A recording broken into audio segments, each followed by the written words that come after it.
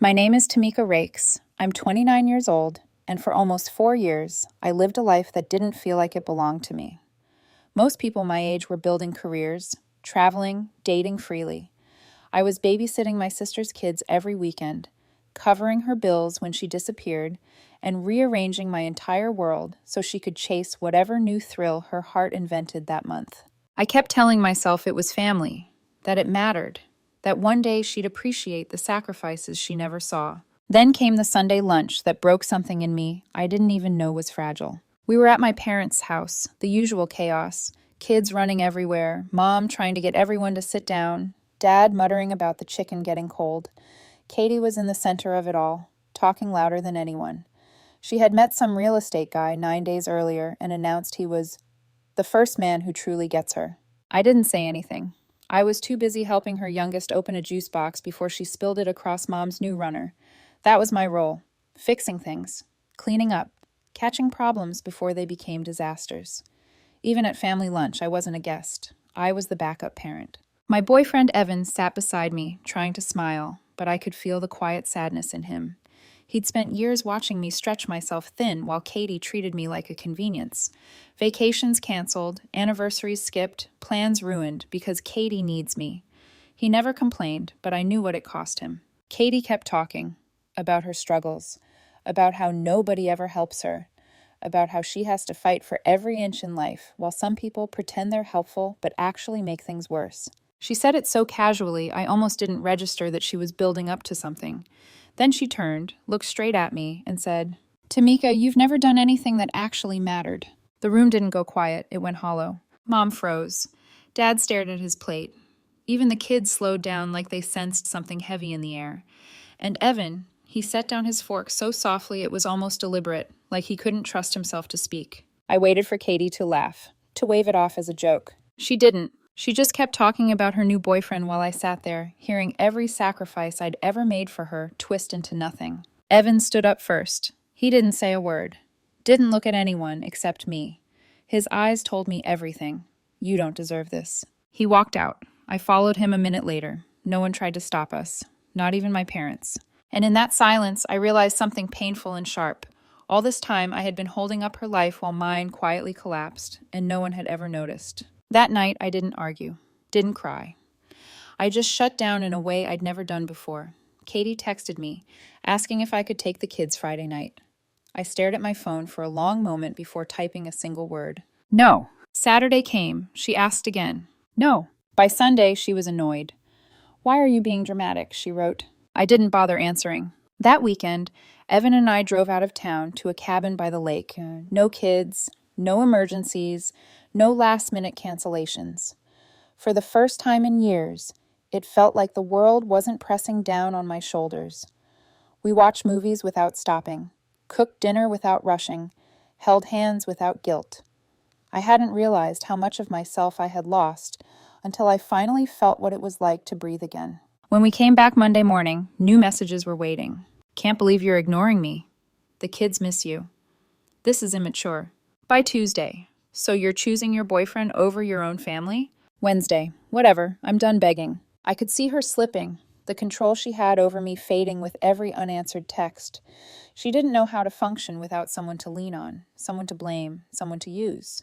But I was done being that person. Even then, I didn't understand how far she would go to pull me back into her chaos, how she would show up unannounced, how she would drag our parents into a nightmare, how she would eventually bring a stranger to my house and scream in my driveway. All I knew that week was this. For the first time in my life, I wasn't going to save her. And for the first time in hers, she was about to fall. Katie didn't take my silence well. I should have expected that. She'd spent years believing I would always pick up the pieces, always step in, always say yes. Losing access to me wasn't just inconvenient, it shook the foundation of how she operated. By the next Friday, she escalated. I was at work, preparing a meeting room for a client when I saw her through the glass doors, standing in the lobby, holding both her kids by the wrists like props she dragged in to win a point. My stomach dropped. I walked out and asked what she was doing. "I have an emergency," she said, eyes unfocused, voice sharp. "You need to take them, just tonight." She didn't explain what the emergency was, She didn't ask if I was available. She just shoved the responsibility toward me like handing off a bag of laundry. No, I said, steady and quiet. She blinked at me like the word was foreign. Then she muttered something under her breath, turned around, and left with the kids trailing behind her.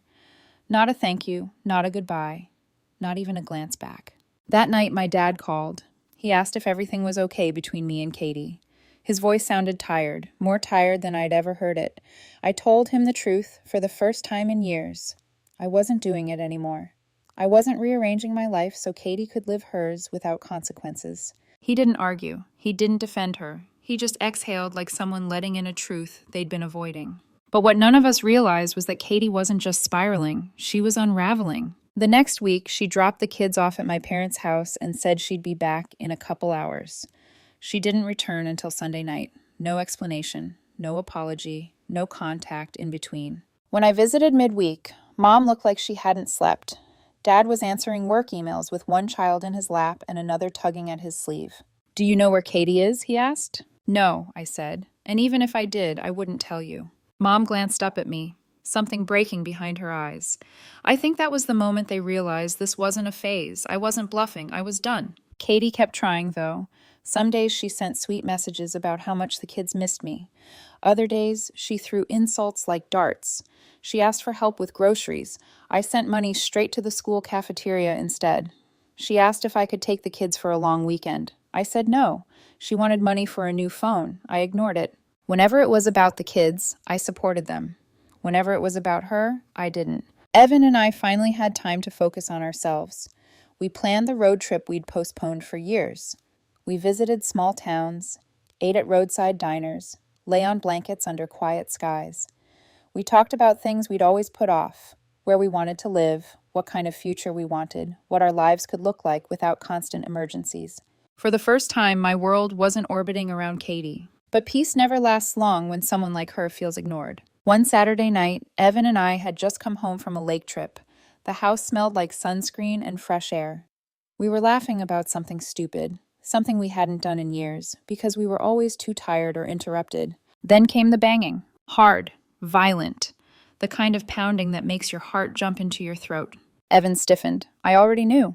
I opened the door. Katie stood there alone, mascara streaking, hair wild, breathing like she'd sprinted the entire way. She didn't even step inside, just started screaming about how I'd abandoned her, how I'd poisoned our parents against her, how I'd ruined her life because I wouldn't do the bare minimum. Evan stepped behind me, not touching me, just standing close enough that she noticed. She hated that. She pushed past me in her rant, stormed down the driveway, and went straight to my car. Before I could react, she pulled her keys from her pocket and carved a deep, jagged line across the passenger side door. The sound, metal scraping paint, felt like something tearing inside my chest, not because of the car, but because of what it meant. She had crossed a line she couldn't come back from. Evan didn't freeze. He walked out, calm and steady, and told her if she ever did anything like that again, showed up unannounced, yelled at me, touched my property, he would call the police immediately. Katie laughed in his face, a bitter, unhinged sound. Evan pointed to the street. Leave. She didn't leave quietly. She screamed, cursed, said Evan was brainwashing me, said I'd regret this. Then she stomped into her car and sped off like an angry teenager. Evan put a hand on my back, grounding me. I stared at the long scratch in my car's paint, realizing something with absolute clarity. There was no saving her anymore. The next morning, my parents called. Katie had shown up at their house crying, telling them Evan had threatened her, that she was scared to even drive near my home, that she just needed a little help. But something had changed in my parents. They'd been watching her treat their house like a free daycare center for months.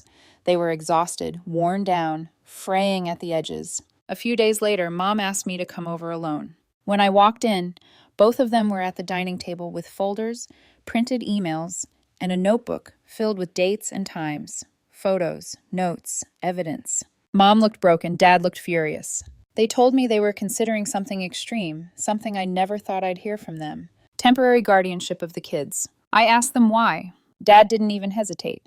Because the kids asked us to. I sat down, feeling the world tilt. My niece had told Mom she didn't want to go home. Strange men in and out. Being left alone overnight. heating frozen pizza by themselves at 6 and 9 years old. I didn't say anything. I couldn't. They asked if I wanted to get involved. I told them no, unless they needed me to back them up. They didn't want to drag me into court. But Katie found out before they even filed. She stormed into their house, screaming so loudly the neighbors called to check in. Mom, shaking, called the police for the first time in her life. Katie was warned to leave and not return without permission. Then she vanished. A whole week. No calls, no texts, no sign of her. Not even to check on her kids. My parents fed them, bathed them, took them to school. Still nothing. Until the night she showed up at my place again. This time with a man I had never seen. Tattoos, shaved head, silent, standing too close to her like he belonged anywhere near this situation. Katie ranted about being victimized, then handed me a court summons. She was suing my parents for kidnapping. I walked back inside without a word. Evan saw the envelope and said, "Let her try." The lawsuit collapsed instantly. The judge didn't even entertain it. He warned her a welfare investigation wouldn't go in her favor. 2 days later, she dropped the kids off at my parents' house again. This time, she didn't come back at all. After Katie vanished, life didn't return to normal. It shifted into something unfamiliar, heavy, and strangely quiet. The kids stayed at my parents' house, asking occasionally when their mom would come back. But as the days turned into a week, then 2, then 4, those questions slowed.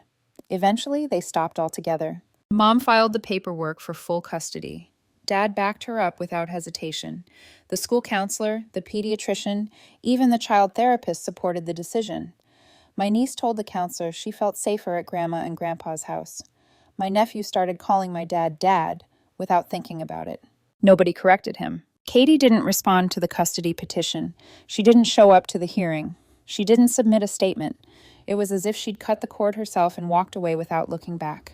The judge granted my parents full custody within minutes. When Mom called me afterward, her voice cracked once, the only sign of relief she allowed herself.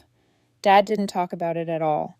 He just got to work setting up a bedroom for each kid, organizing their school schedules, learning their routines, making sure they felt safe. I helped where I could. I took them shopping for clothes that actually fit. I taught my niece how to braid her own hair. I helped my nephew build a model rocket he'd been talking about for months.